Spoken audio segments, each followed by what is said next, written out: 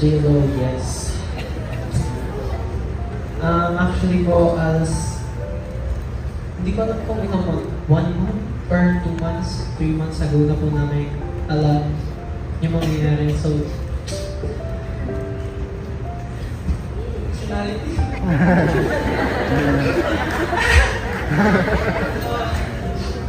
Yeah. Kumakaya siguro.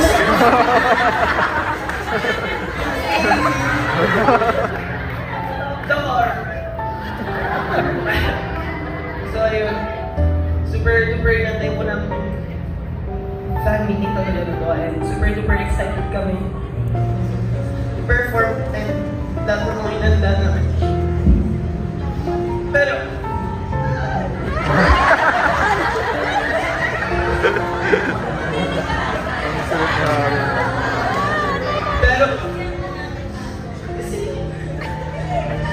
pero at the same time, parang ayaw na lang namin dumating yung day na to. Pero, yes. Continue support it po kasi pinagirapan niya talaga natin. And imbes na masad or magalit, super duper proud ko sa kanya. Like, totoo po talaga yun. Kasi super dream niya po talaga yun. Mga time po, mag-isama kami ng gabi. Sabi na, hindi niya daw alam kung paano niya sasabihin na kasi nahiya daw siya.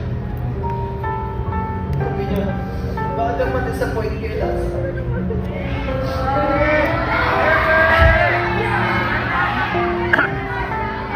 pero sabi ko sa kanya, if thought ko talaga nila, matatanggap nila yan.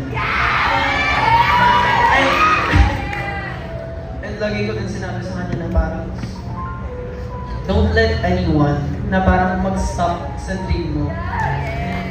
Not just because friends mo sila, or not just because nakasama mo sila or may memories kayo together.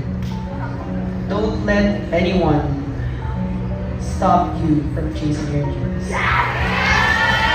Kahit sino man yan, kahit ano man yan. So, thank you. And you're getting this far now already. No turning back. So, asan yung message mo sa akin? Thank you so much. Yun lang. Thank you so much and alam mo lahat yun.